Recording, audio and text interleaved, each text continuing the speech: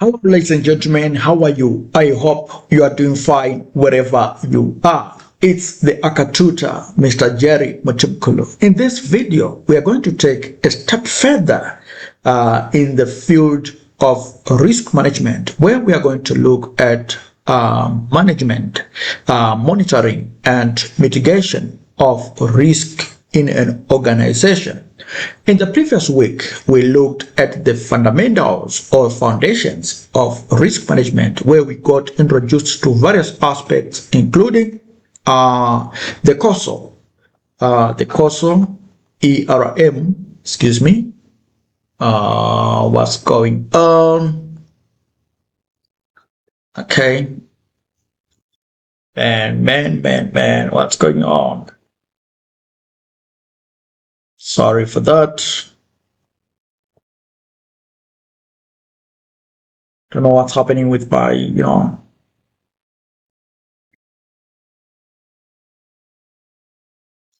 with my machine. All right, so the causal ERM framework. We're also introduced to the TAR framework as, frameworks for risk management. All right. The causal ERM framework, ladies and gentlemen, should be cast at the back of our heads, because you can't write this examination without giving some reference to it. Remember the 8 components of this framework. The 8 components, they always usually come, require you to show some understanding in the examination. So please refer to that video, the week 4 video on that. Then the TAR framework is also resident, and we are going to talk a little bit about it in this week's video. All right. There's something I forgot. We also introduced the aspect of likelihood and impact, as part of risk assessment. So those were the things we looked at in the previous week, and I hope you guys were comfortable with it, and with them. And in this week, we are just cementing on that foundation. We are just, fulfilling everything which was left untouched. All right, let's move on. Now, the lecture objectives. Now, by the end of this lecture, you should be able to distinguish between the strategic oversight of the board or risk committee and the operational implementation of the risk manager. Actually, you need to be able to differentiate these roles, what the board or risk committee does and what our risk manager does as well. So you should be able to differentiate, these two different roles. Okay. You must be able to evaluate a risk register and plot risk on a heat map to prioritize management's effort. So you need to be able to utilize tools in risk management, which include the risk register and the risk heat map. These are resident in this examination. Now, the aspects of cultural integration, you should be able to explain how to move risk management from simply box ticking to the aspect of embedding risk in the organization's values and everyday systems. That is, embedding in the organizational culture as well as the operations of the organization. We need to be able to understand that risk has to be embedded. All right. So the aspect of embedding risk in everything we do, in our culture, in our processes, systems, cannot be overemphasized. Strategic application. You should be able to apply the charter framework. That is, transfer, avoid, reduce, accept to the real world business threats. You need to be able to define the limits, understand the Alarp as low as reasonably practicable principle, balancing the cost of mitigation against the benefit of risk reduction. Sometimes it is not always about reduce. You should understand to what extent should you reduce risk. To what extent should you take a particular action? Because by the end of the day, it should be justifiable. Otherwise, the cost of implementing a control might not outweigh the benefits. Okay? Or might not, justify the benefits we are going to get. So sometimes if the costs are too high and the benefits too low, then it is not justifiable to take that particular action. So you should convince management that the benefits are going to outweigh the costs. If the cost cannot be outweighed by the benefits, then you should not recommend that particular action. So that's the Alarp principle. Anyway, we are going to talk more about it with some example. Then MAP assurance. You should be able to implement the 4 lines of defense to ensure no risks fall through the cracks.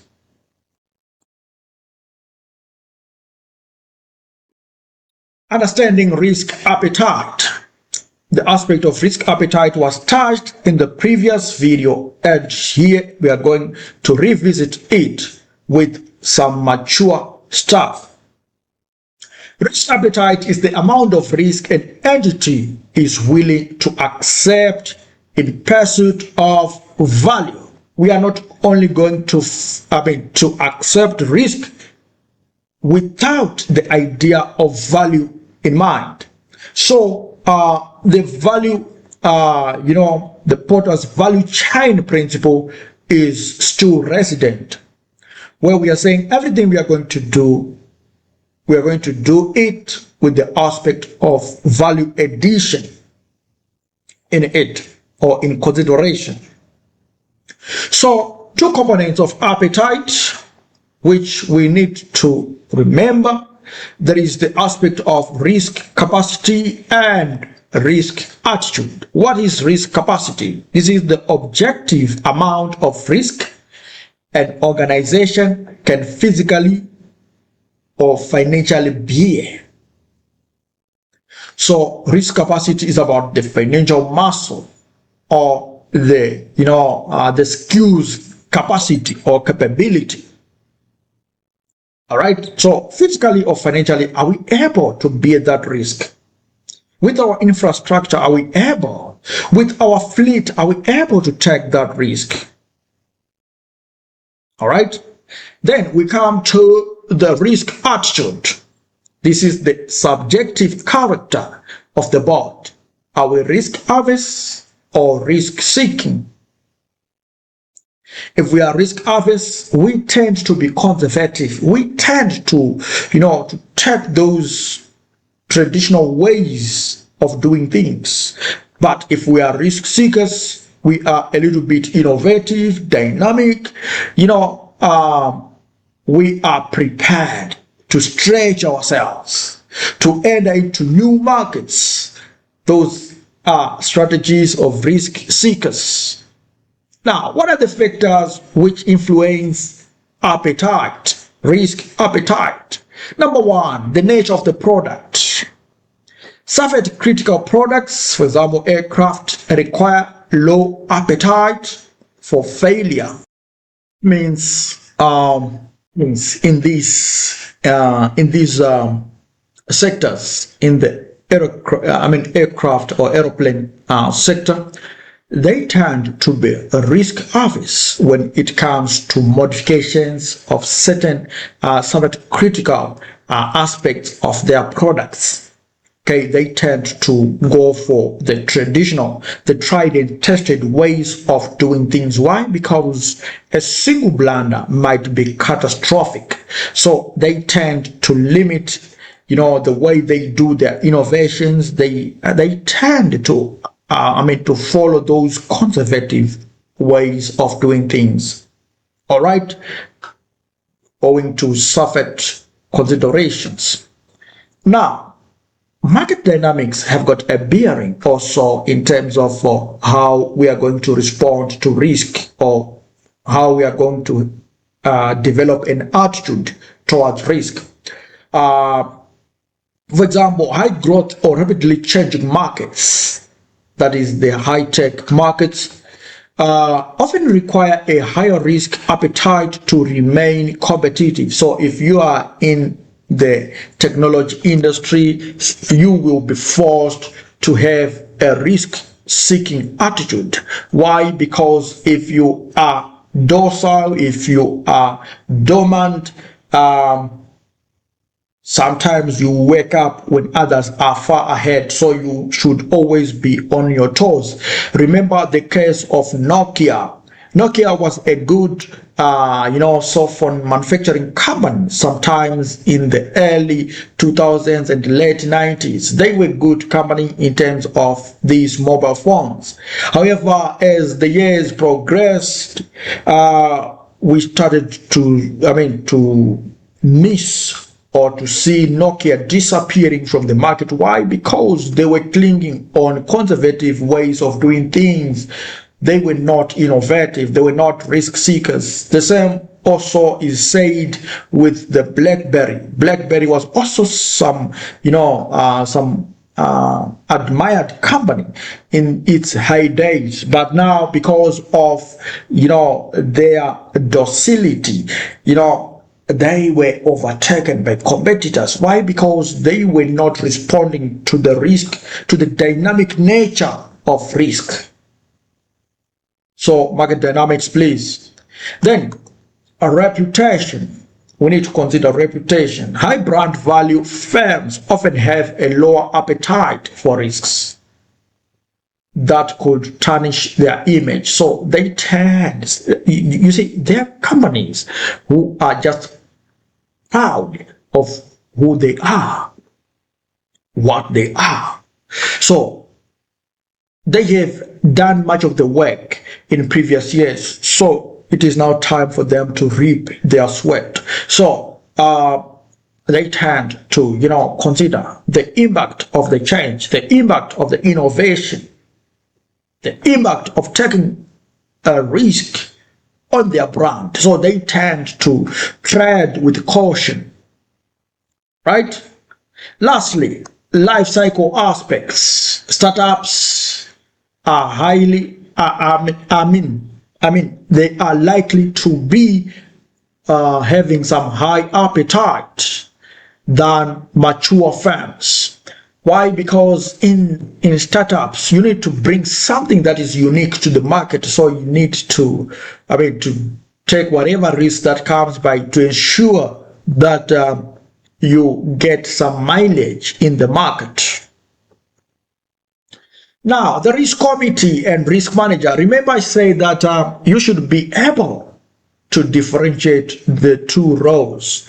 Otherwise, if you simply enter to the exam hall without knowing what these guys do, oh my God, you will find nothing to write in response to that scenario, that big, long scenario.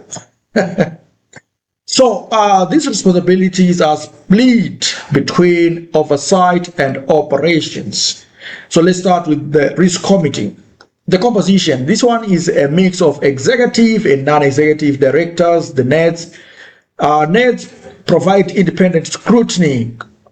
Executives provide operational insight. Remember, executives, they are normally the experts. They're normally the experts which would be doing the day-to-day running of the risk management function. All right. So they are also required in this, committee. All right. On top of being doing the secretariat roles, they have to bring their expertise to ensure that the committee is sensible. All right, but the major occupants or members of this committee are the NEDs. All right, they should be the ones who are occupying much of the membership. Then the primary aims are that the committee has to raise some risk awareness, establish policies the organization has to follow in terms of risk management, and update the company's risk profile. So that is the primary aim of this committee, to raise some risk awareness, okay, whereby we make the aspect of risk to be known company-wide. All right, there are certain companies where this aspect of risk management is not known. So the purpose of the committee is to ensure that everybody is aware of risk management principles. Then the committee is also charged with the obligation of establishing policies and procedures and standard operating procedures when it comes to risk management, and as well as updating the company's risk profile. It has to be updated. Remember, risk is not static. So these risk registers have to be always subjected to review, especially annually. Yeah, they should be subjected to annual review. Now, this one is a tip for those writing the strategic business leader, that if no separate committee exists, these duties usually fall to the audit committee. So sometimes the common in the scenario, you'll be reading that there is the audit committee, but the examiner is silent about the risk committee. So show them that you understand that the audit committee can actually perform those functions. This one is especially important if the company is still growing or is facing some challenges. You need to to exercise some business acumen to suggest that, given the situation, the financial dilemma the company is in, I think the existing committee that is there, the audit committee, can, in the interim, exercise those functions the risk committee can perform. Until such a time the company's finances start to build up, then you get your marks. Because why? You would have shown the examiners that you were alert to that fact. You were exercising some, beneficial, value-adding business acumen. So they are going to give you some marks.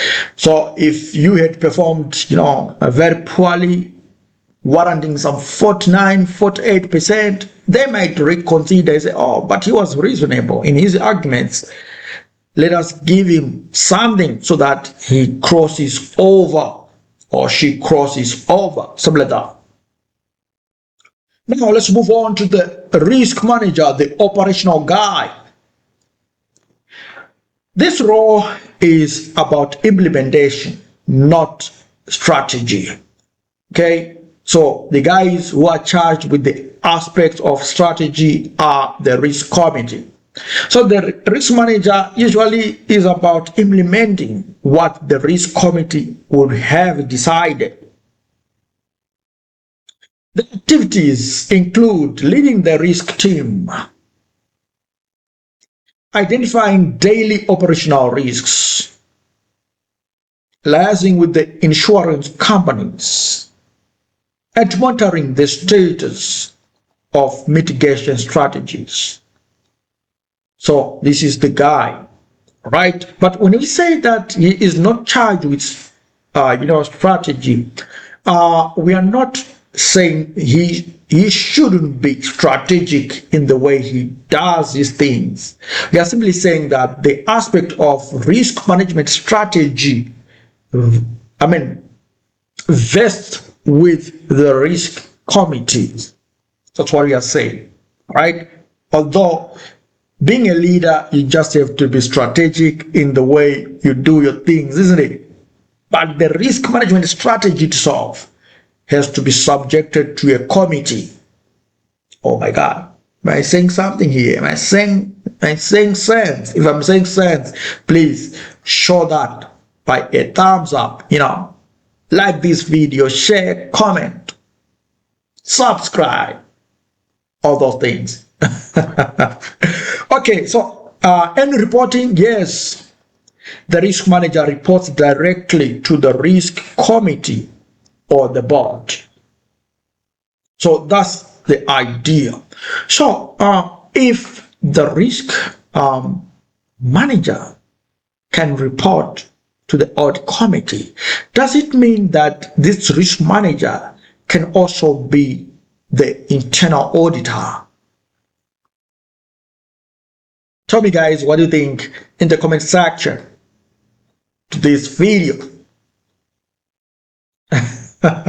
Okay, they're different. They are very, very different, and it is not recommended that the internal auditor does risk management tasks as well, because of the aspects of segregation of duties. He can be the player as well as the referee at the same time. Remember, the internal auditor's duty is to evaluate in an objective way. He should not be implementing those systems. However, the aspects of cost considerations and the size of the organization can come into play. Anyway, that's something else. Anyway, let's move on.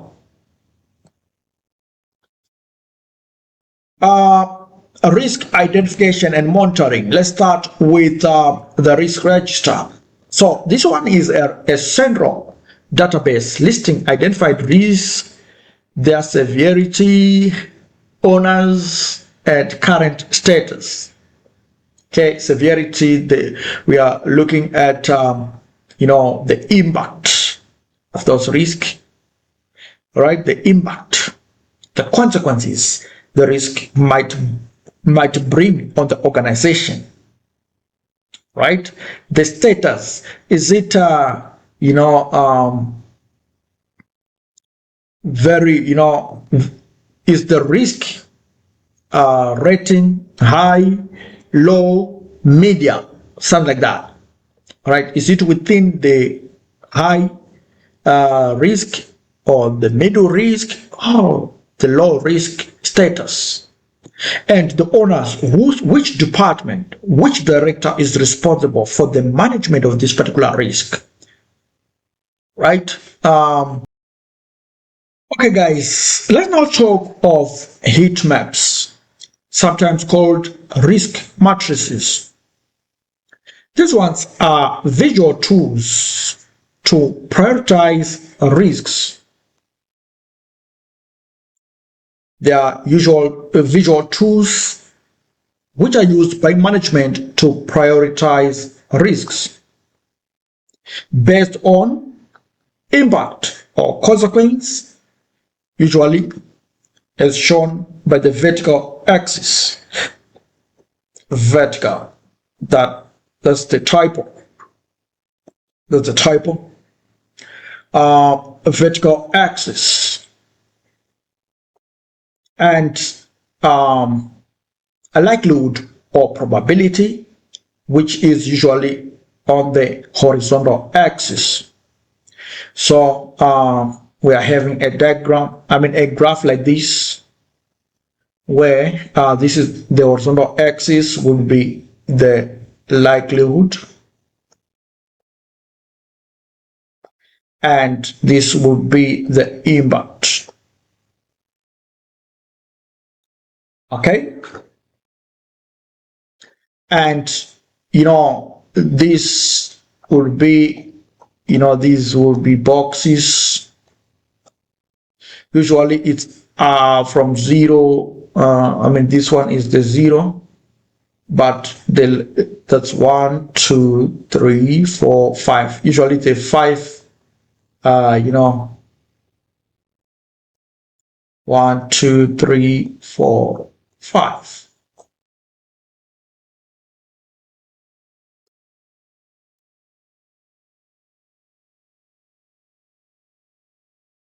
All right, so usually it's a 5 by 5 matrix.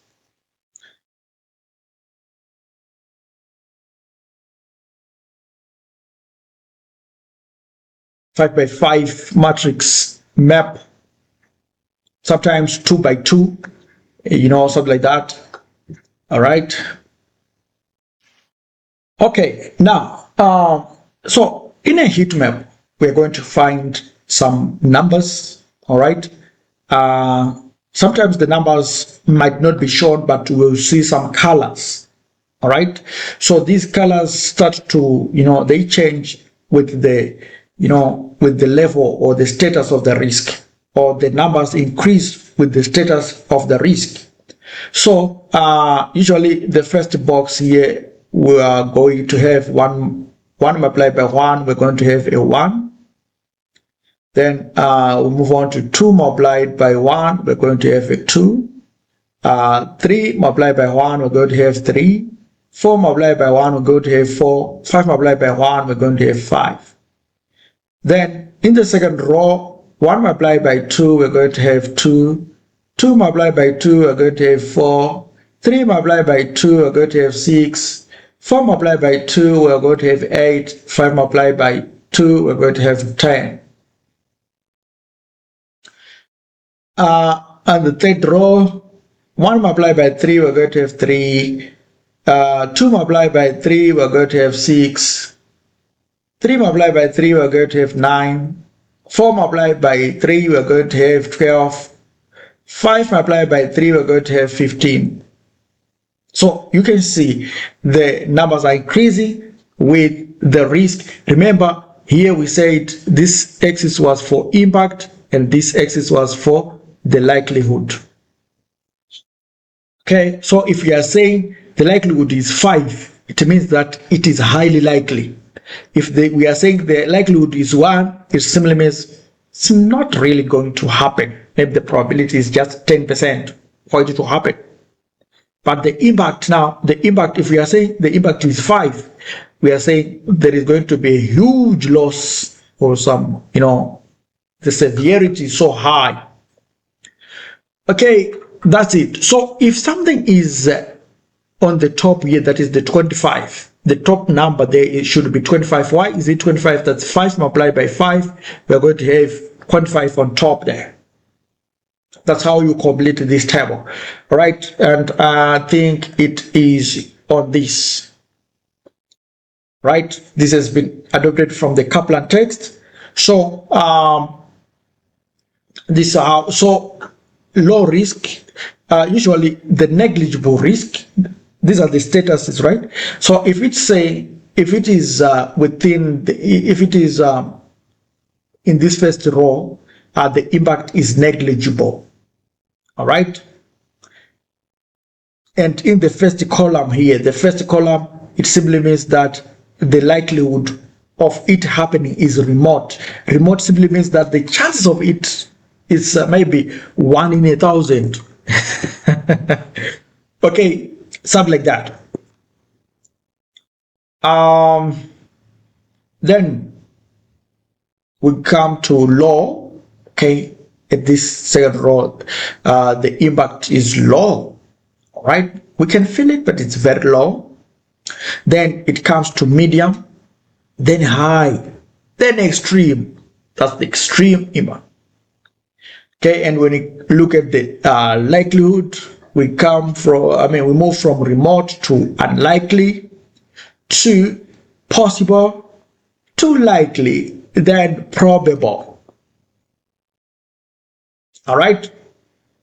So guys, the percentage ranges here, that is from 0 to 10% chance of occurring, that's remote. Okay. Then 10 to 25% likely, that is the unlikely, status. And then when it comes to 25 to 50, this becomes possible. Then 50 to 90, that's likely, and 90 to 100% chance of it occurring, that's probable. Is that clear, guys? Thank you. Now, the sources of risk information. We can get risk information from internal audit reports, whistleblowers. The whistleblowers are those guys who just want to remain anonymous. They complain, but they want to, to remain anonymous. They don't want to be identified as people who are making noises. The customer feedback and performance matrix can also give us some information about risks. And then external markers, that is competitor moves or regulatory changes. These ones again signal some risks the organization might encounter. Now, this one is the risk map. Now, the reason why I brought it here is that you can see that the risk map is not really different from the risk heat map. All right, we still have got the axis. However, the axis now, the probability now is now on the vertical axis, whereas the impact is on the horizontal axis. But the logic is still the same. The logic is still the same. All right. You can see that if the chance of it occurring is so high, okay, is high, and the impact is also high, the best strategy to do is to avoid. This is on the heat map, is actually number 25. All right, on the heat map is actually number 25. Then if the probability is high but the impact is low, what you need to do is to simply reduce the risk. All right, you need to reduce the risk. Then if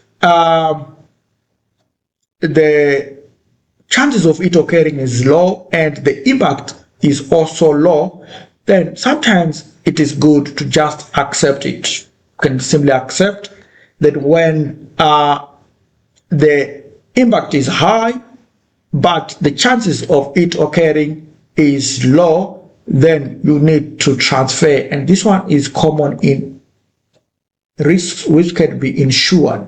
So you need to insure, that is, you need to transfer it. Reduction is usually done to just limit the exposure, usually with things like hedging. Can hedge the financial risk. Okay, that's it. So in accepting, sometimes we do accept risk, remember, for our reputation. Sometimes we need to just take it. We are known as good to the people. So sometimes we continue making certain products just to keep our name alive, because if we completely remove loss leaders, by the end of the day, we are going to be seen as a very bad company. So sometimes we need to just take it, just milk it. We accept the risk. Okay, let's move on. Now, how do we embed risk in the organization? Risk management must not be siloed. Must not be siloed. Must not be a siloed activity. It must be part of how we do business. Now, when you talk of silos, in organizations, they tend to be subgroups where, the marketing guys simply have to hang out with the marketing team or marketing team members, and the audit guys seem to flock with the auditors and so forth. So in that fragmentation, risk management tend to suffer. So the aspect of risk management has to be something that is end-to-end, not found in the audit section alone, not found in the finance section alone, but the whole entity. So we need to remove silos. People who think they're important than the others, that mentality is dangerous. So those silos have to be, destroyed. So let's look at level 1 of embedding risks. We have to embed it in our entire systems. We need to integrate risk checks into standard accounting and operational software. We need to document evidence of monitoring, that is, some audit trails. We also have to link risk to existing budgeting and planning cycles. The budget itself has to tell that the organization is alive when it comes to risk management.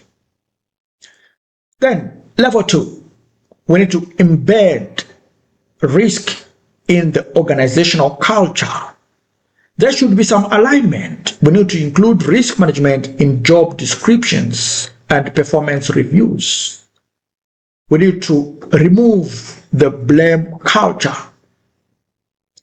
We need to encourage the reporting of near misses without fear of punishment. So where we are going to, or where the organization missed its targets,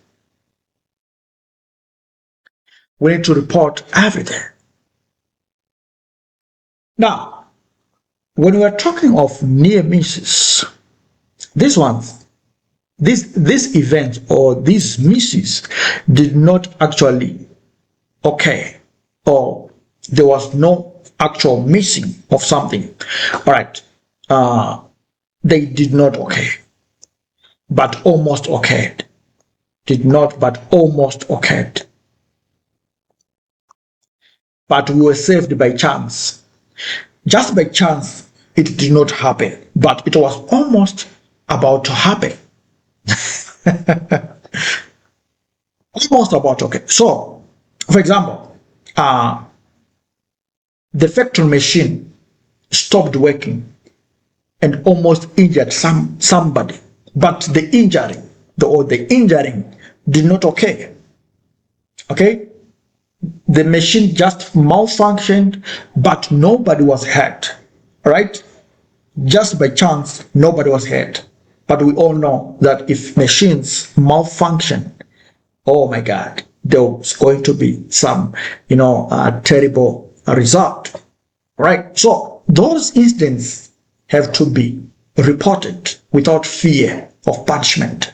That's embedding a risk culture. If we have such statements in our policies that everything has to be reported without fear or favor, then we are embedding risk. We will be embedding risk in our culture. Another example could be of a finance department. In a finance department where a payment to a wrong account was almost about to sell through, if not for its detection in the nick of time. We were almost about to pay to a wrong person, but fortunately it was discovered. So such an incident has to be reported.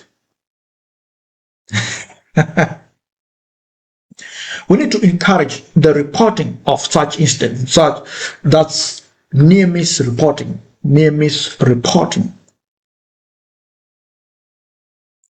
Then training. We need to ensure staff understand why controls exist, not just how to follow them. We need to be able to explain to them. We want the internal audit section to be there for the benefit, for the following benefits. We want to hire security guards for the following benefits. So those benefits have to be explained so that staff members would appreciate the logic behind those controls. Otherwise, if we simply say you need to ensure that you are saved by security guards, they're not going to be happy. Why? Because they do not understand the reason behind such a practice.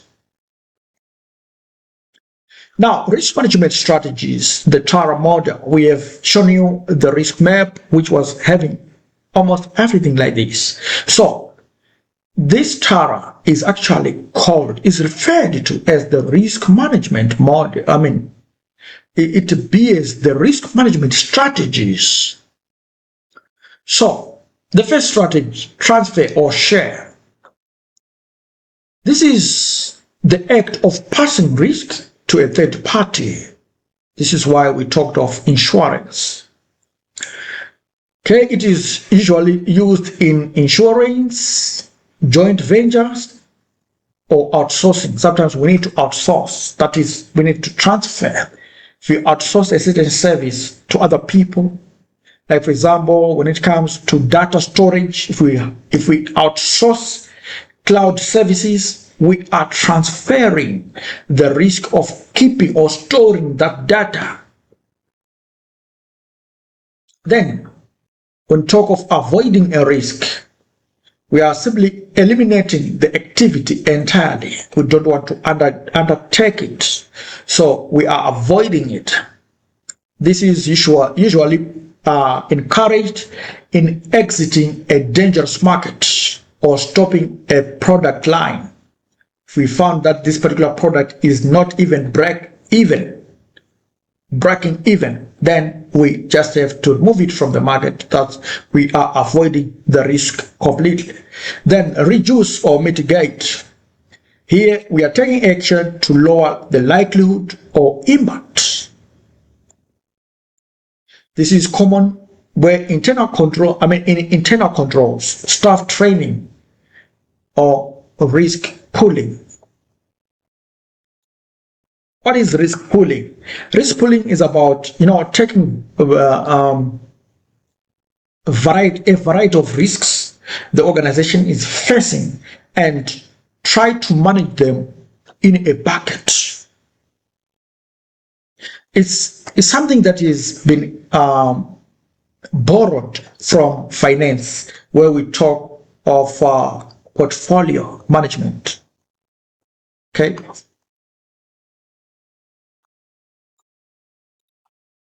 Where shareholders tend to buy shares from different companies, and then come up with a portfolio of shares. The idea would be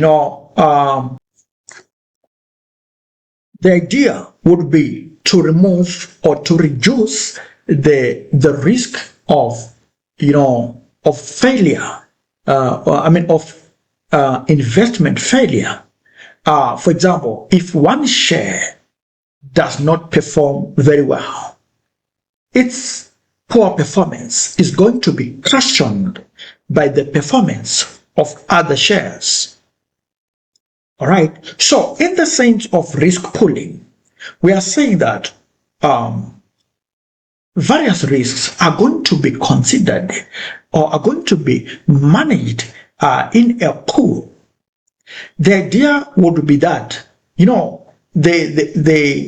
some of the risks are not so high, others are high. All right. Some are severe, some are not that severe. So there's going to be some cancellation in the way these risks are going to operate. There's going to be some averaging of some sort that will be happening to an extent that the severity of the risk is not going to be so high. So the impacts of these risks will be cancelling one another, and by the end of the day, the risk exposure is going to be minimal. That's the idea behind risk pooling. Some risks tend to be positive in nature, others would be negative. So those interactions or countercurrencies in the way, in the behavior of risks is going to be, something that is manageable by the end of the day. Now, accept or retain the risk. Here, we are acknowledging the risk and do nothing. This is conducive if the risk is of low impact or low likelihood. All right? And commonly on residual risks. Residual risks are risks after the consideration or after the implementation of internal controls. After we implement internal controls, there is always going to be some risks, but that risk now is called the residual risk or extra risk after all the internal controls have been considered. And management should be prepared to accept such risks.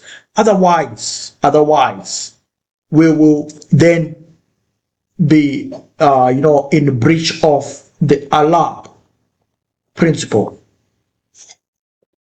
Remember the Alarp principle that it should be as low as is practically possible. Right? The risk management effort, should be as low as practicable,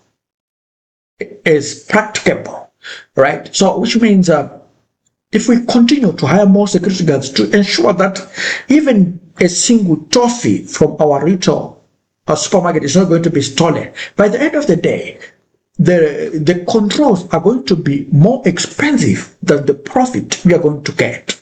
So sometimes it is better to accept the residual risk that, some of the pens, some of the toffees are going to be stolen. We accept that.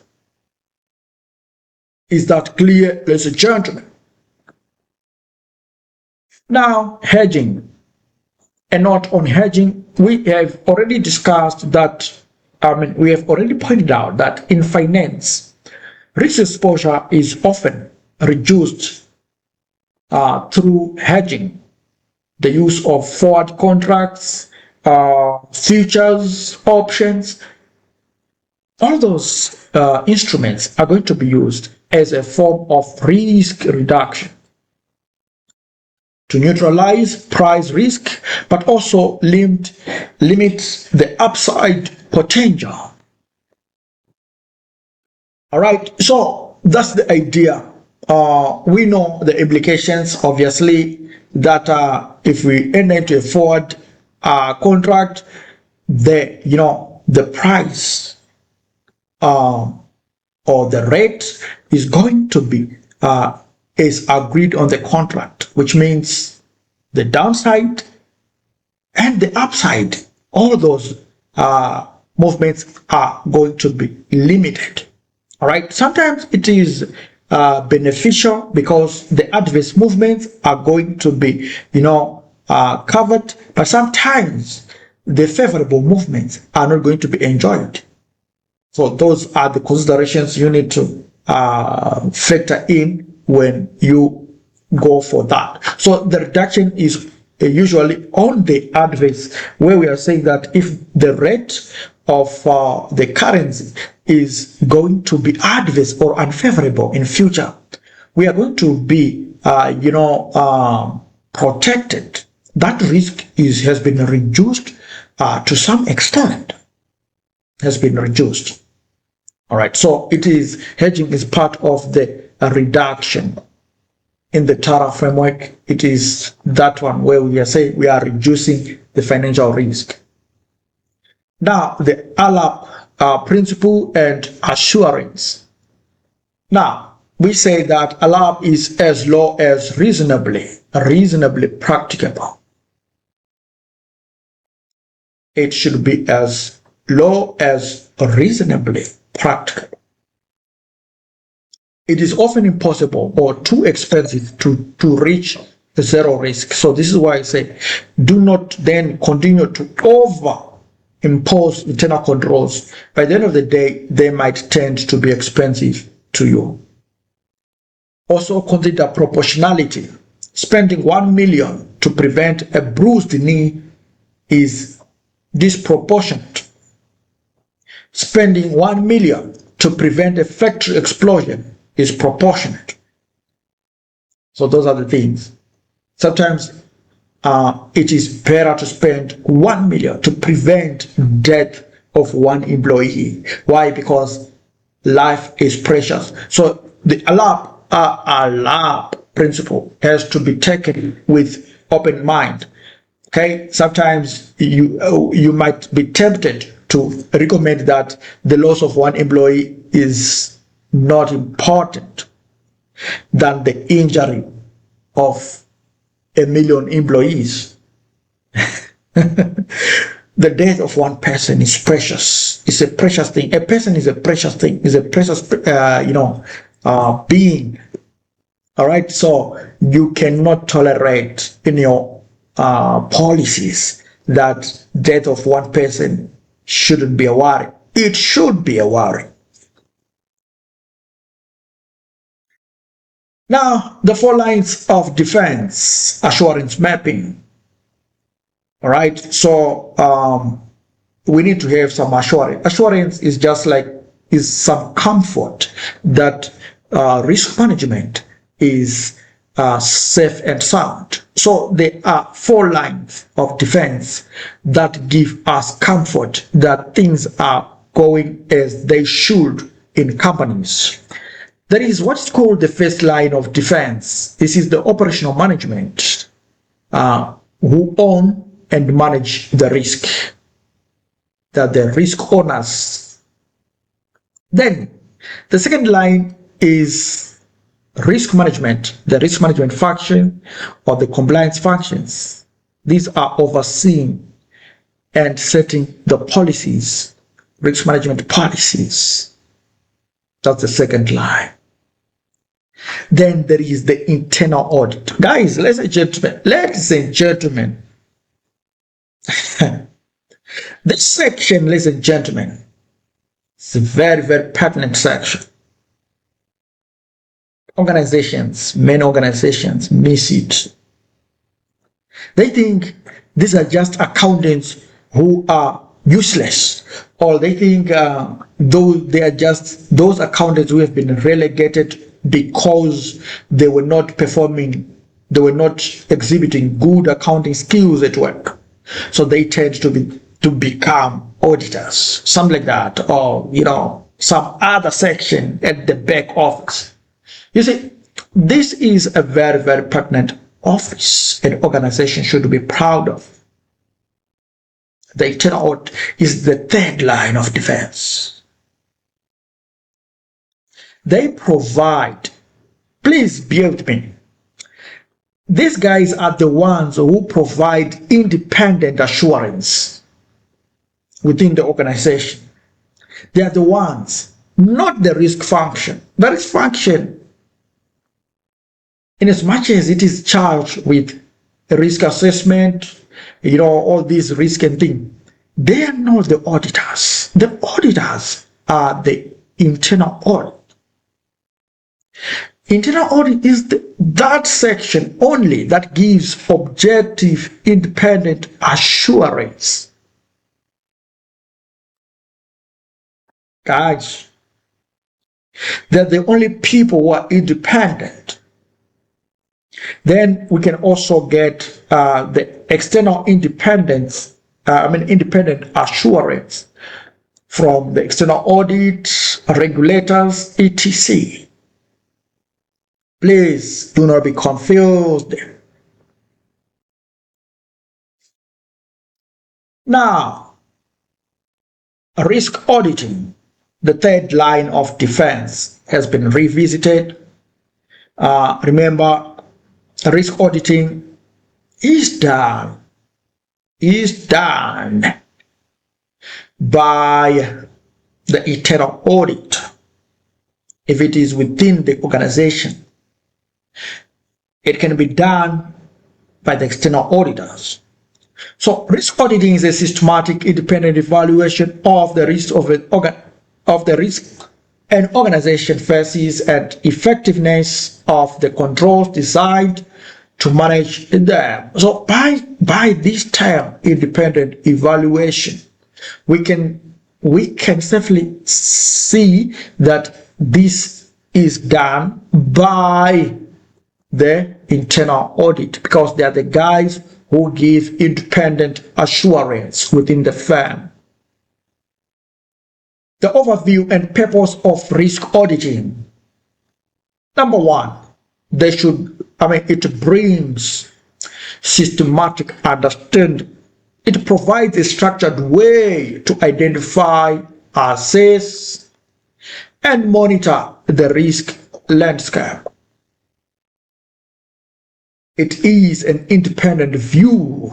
It serves as a fresh pair of eyes to identify errors, omissions, or emerging threats that management might have overlooked.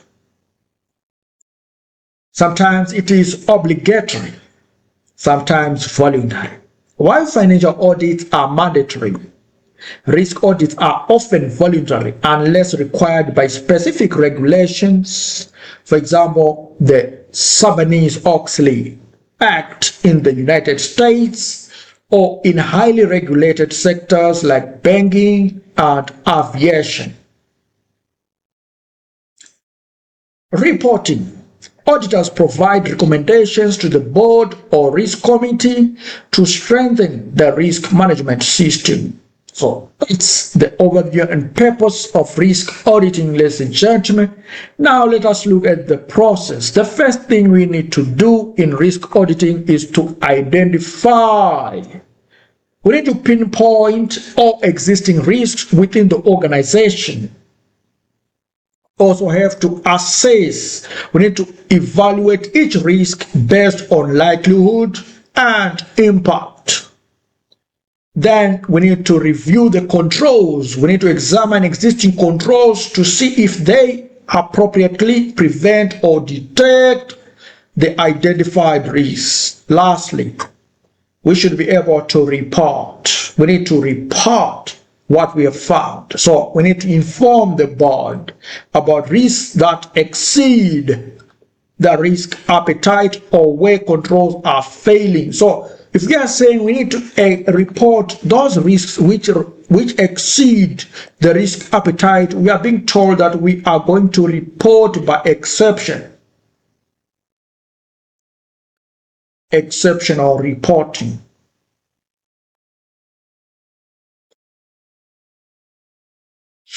Or report by exception. We are simply saying all those things which are important have to be reported.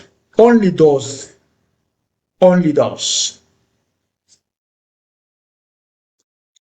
External versus internal risk auditors. Okay, now let's start with how you have to attempt a question that requires you to, discuss the merits and demerits of internal or external auditors, or which ones should you recommend.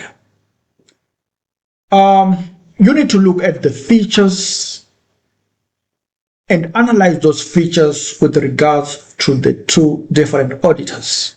So we are going to look first of all at familiarity. To internal auditors, familiarity is very high.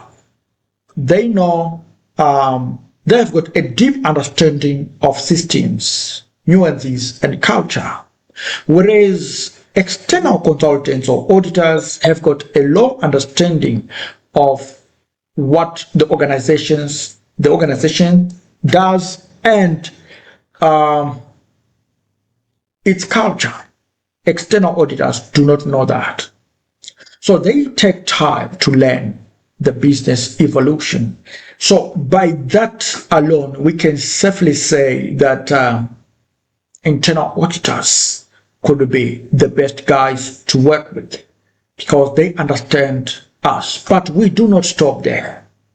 So we are saying in your arguments on which auditors should be recommended when it comes to risk auditing, you just have to have that in mind. Now, objectivity. To internal auditors, there is the risk of over-familiarity or internal pressure, which means, you see, in as much as they are familiar with the systems, they are also at risk of being over-familiar with the people. They tend to be too close. They are too buddy in perspective. They are buddies or friends, and you know what friends are for. So they tend to have this limitation when it comes to objectivity. You know, because tomorrow they are going to receive some bonuses from those managers they audit. So by the end of the day, they tend to be compromised people. But when it comes to external consultants, these ones have got a high level of objectivity, and mostly they are forced to adhere to high-level ethical standards, to, for example, those set by the IFAC, you know, the International Federations, the International Federation of Accountants. Okay, or their, you know, bodies, professional bodies like the ACCA. You know, these guys are rough. They are too strict when it comes to ethical conduct, right? And they do not have personal links with management. So the organization, the external consultants tend to be superior when it comes to objectivity. Now, flexibility. There is a high level of flexibility when it comes to internal auditors. They can be redeployed by management at a moment's notice. All right. But, you know, with external consultants, you see that flexibility is low, right? They are bound by engagement letters and fixed fees. So when they have come to audit your financial statements, you cannot then divert their focus to your risks. All right. So, but if you have got your employees, the internal auditors, they can at any given opportunity attend to your requests anytime. So having your own employees as your risk guys or risk auditors, that is going to be the best way in terms of flexibility. Now, what about the fresh perspective? Internal auditors may overlook routine risks due to habit or overstay. If they overstayed at a particular organization, they tend to lose that fresh perspective touch. But if they are external consultants, they've got a high level of fresh perspective. These consultants identify issues missed by staff, bring best practice from other firms. So you can see that the case for external consultants is also a high-stake case. It's a high-stake. Now, a reporting style.